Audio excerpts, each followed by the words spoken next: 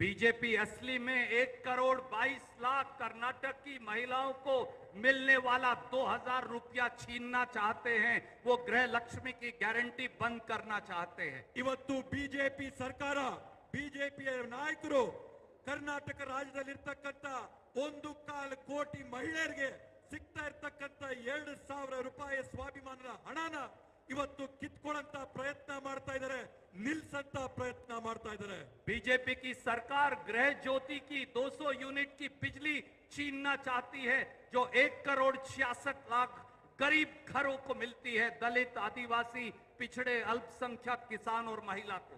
ಇವತ್ತು ಕೇಂದ್ರದಲ್ಲಿರ್ತಕ್ಕಂಥ ಬಿಜೆಪಿ ಅವರು ಮನೆ ಮನೆಗೆ ದೊರಕ್ತಾ ಇರ್ತಕ್ಕಂಥ 200 ಯೂನಿಟ್ ಉಚಿತವಾದಂತ ಗೃಹ ಜ್ಯೋತಿ ಯೋಜನೆಯಿಂದ 1,60,00,000 ಬಡವರ ಮನೆಗಳು, ದಲಿತರ ಮನೆಗಳು, ರೈತರ ಮನೆಗಳು, ಬುಡಕಟ್ಟಿನ ಜನದ ಮನೆಗಳು, ಹಿಂದುಳಿದವರ ಮನೆಗಳು, ಅಲ್ಪಸಂಖ್ಯಾತರ ಮನೆಗಳಿಗೆ ಸಿಗ್ತಾ ಇರ್ತಕ್ಕಂಥ ಉಚಿತ ವಿದ್ಯುತ್ ಅನ್ನ ಕಿತ್ಕೊಳ್ಳಂತ ಪ್ರಯತ್ನ ಮಾಡ್ತಾ ಇದ್ದಾರೆ।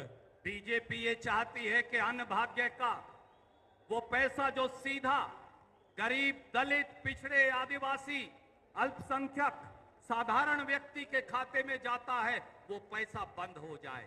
ಇವತ್ತು ಬಿಜೆಪಿ ಅವರ ಉದ್ದೇಶ ಇರ್ತಕ್ಕಂಥದ್ದು ಅನ್ನಭಾಗ್ಯ ಯೋಜನೆ ಅಡಿಯಲ್ಲಿ ನೇರವಾಗಿ ಇವತ್ತು ತಲಾ 170 ರೂಪಾಯಿ ಏನು ಅಕೌಂಟ್ಗಳಿಗೆ ಪಾವತಿ ಆಗ್ತಾ ಇದೆ, ಆ ಹಣನ ಅವರು ದಲಿತರಿಂದ, ಬಡವರಿಂದ, ಅಲ್ಪಸಂಖ್ಯಾತರಿಂದ, ಹಿಂದುಳಿದವರಿಂದ, ಬುಡಕಟ್ಟು ಜನಾಂಗದವರಿಂದ ಕಿತ್ಕೊಳ್ಳಂತ ಪ್ರಯತ್ನನ ಕುತಂತ್ರ ಪಿತೂರಿಯನ್ನು ಮಾಡ್ತಾ ಇದ್ದಾರೆ।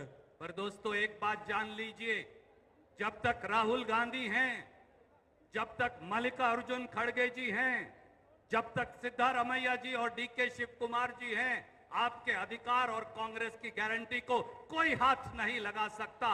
ऐसा कोई माई का लाल पैदा नहीं हुआ जो कर्नाटक के लोगों को मिलने वाला पैसा रोक दे।